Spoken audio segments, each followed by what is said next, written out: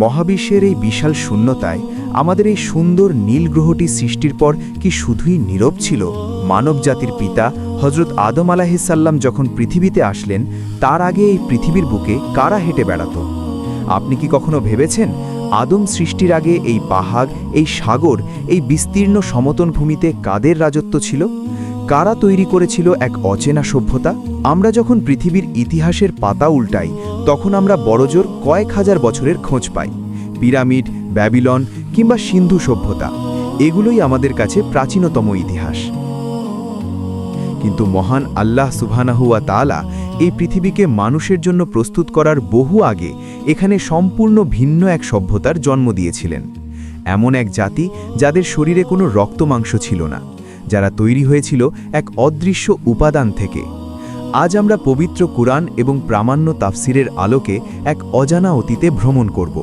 জানব হজরত আদম আলাইহিসসাল্লামের আগে পৃথিবীতে ঠিক কি ঘটেছিল।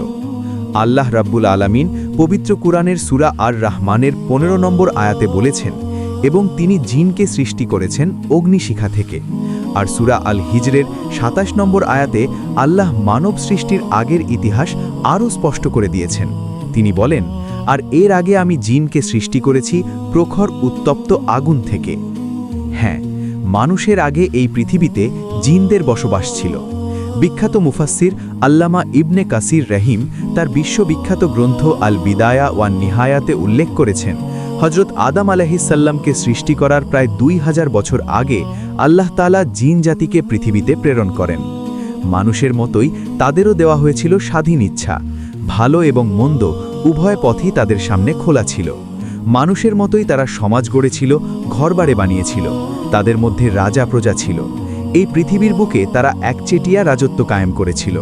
কিন্তু সময়ের সাথে সাথে তারা ভুলে গেল তাদের সৃষ্টির মূল উদ্দেশ্য। আল্লাহর ইবাদত ছেড়ে তারা লিপ্ত হল চরম অবাধ্যতায়। ক্ষমতা, লোভ আর অহংকারে মত্ত হয়ে তারা একে অপরের ওপর জুলুম শুরু করল। পৃথিবীর মাটিতে তারা বইয়ে দিল রক্তের বন্যা। চারদিকে ছড়িয়ে পড়ল সীমাহীন ফাসাদ বা বিপর্যয়। তাফসিরবিদগণের বর্ণনায় পাওয়া যায়, জিনদের আগে পৃথিবীতে হিন এবং বিন নামের এক প্রকার প্রাণীর বসবাস ছিল। জিনেরা তাদেরকে বিতাড়িত করে পৃথিবীর দখল নিয়েছিল। কিন্তু সেই জিন জাতীয় একসময় নিজেদের মধ্যে ভয়াবহ সংঘাতে জড়িয়ে পড়ে। তাদের এই রক্তপাত আর ধ্বংসযজ্ঞ ছিল এক অকাট্য সত্য।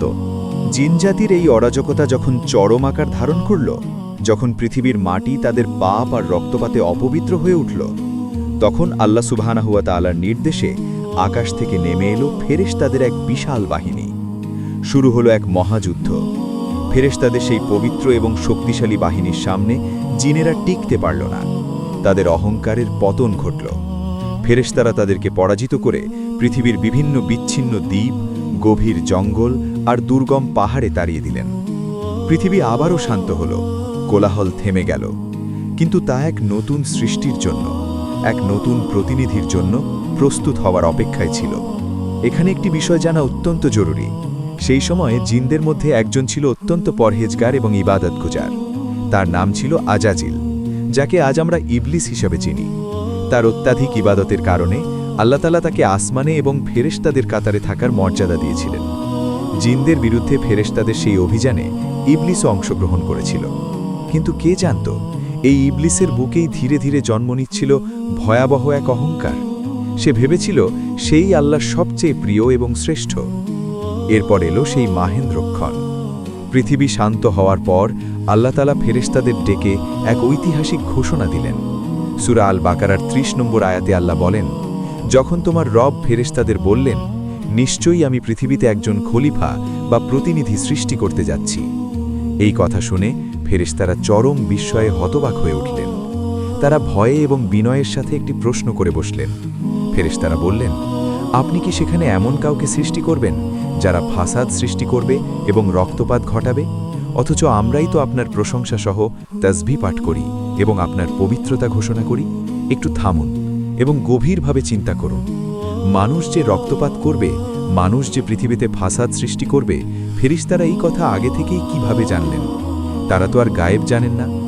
বিখ্যাত সাহাবী হযরত আব্দুল্লাহ ইবনে আব্বাস রাদিয়াল্লাহু আনহু এবং অন্যান্য মুফাসসিরগণ এর এক চমৎকার ব্যাখ্যা দিয়েছেন। ফেরেশতারা জিন জাতির সেই ভয়াবহ ইতিহাস নিজ চোখে দেখেছিলেন। তারা দেখেছিলেন কিভাবে আদম সৃষ্টির আগে জিনেরা পৃথিবীতে স্বাধীন ইচ্ছা পেয়ে রক্তপাত করেছিল। ফেরেশতাদের ভয় ছিল রক্তমাংসের তৈরি নতুন এই জাতীয় হয়তো জিনদের মতো একই ভুল করবে, পৃথিবীকে আবারও ধ্বংসের দিকে ঠেলে দেবে। কিন্তু মহান আল্লাহ তাআলা ফেরেশতাদের উত্তরে যা বলেছিলেন তা পুরো মহাবিশ্বের ইতিহাস বদলে দিল। আল্লাহ বললেন, নিশ্চয়ই আমি যা জানি তোমরা তা জানো না। সুবহান আল্লাহ। আল্লাহ জানতেন এই মানুষের মধ্য থেকেই আসবেন নবী এবং রাসূলগণ, আসবেন সিদ্দিক, শহীদ আর অগণিত নেককার বান্দা, যারা নিজেদের ইচ্ছাকে আল্লাহর সন্তুষ্টির কাছে বিলিয়ে দেবেন, যারা পাহাড়ের মতো বিপদেও আল্লাহর উপর তাওয়াক্কুল করবেন। জিনেরা তাদের স্বাধীন ইচ্ছার অপব্যবহার করে ধ্বংস হয়ে গিয়েছিল, আর আল্লাহ আমাদেরকেও সেই একই স্বাধীন ইচ্ছা দিয়েছেন। আজ আমরা যারা এই পৃথিবীতে রাজত্ব করছি, যারা বিশাল বিশাল অট্টালিকা বানাচ্ছি, আমরা কি জিনদের মতো এই দুনিয়ার মোহে পড়ে আখেরাতকে ভুলে গেছি? আমরা কি ভুলে গেছি যে আমাদের আগে যারা এই পৃথিবীতে রাজত্ব করেছিল আজ তাদের কোনো অস্তিত্ব নেই? আমাদেরও একদিন এই পৃথিবীর মায়া ত্যাগ করে আমাদের রবের সামনে গিয়ে দাঁড়াতে হবে। ইতিহাস শুধু শোনার জন্য নয়, ইতিহাস হলো গভীরভাবে চিন্তা করার এবং শিক্ষা নেওয়ার জন্য। মহান আল্লাহ রব্বুল আলামিন আমাদের সবাইকে কোরআনের এই গভীর সত্যগুলো বোঝার এবং তার সন্তুষ্টি অনুযায়ী জীবন গড়ার তাওফিক দান করুন। আমিন। আজকের এই আলোচনাটি যদি আপনার হৃদয়কে একটুও নাড়া দিয়ে থাকে, আপনার ঈমানকে জাগ্রত করে থাকে, তবে ভিডিওটি শেয়ার করে আপনার পরিবার এবং বন্ধুদের জানার সুযোগ করে দিন। ইসলামের এমন খাঁটি, প্রামাণ্য ও গবেষণামূলক ডকুমেন্টারি নিয়মিত পেতে চ্যানেলটি সাবস্ক্রাইব করে আমাদের সাথেই থাকুন। মহান আল্লাহ আপনাকে এবং আপনার পরিবারকে হেফাজতে রাখুন। আসসালামু আলাইকুম ওয়া রাহমাতুল্লাহি ওয়া বারাকাতুহু।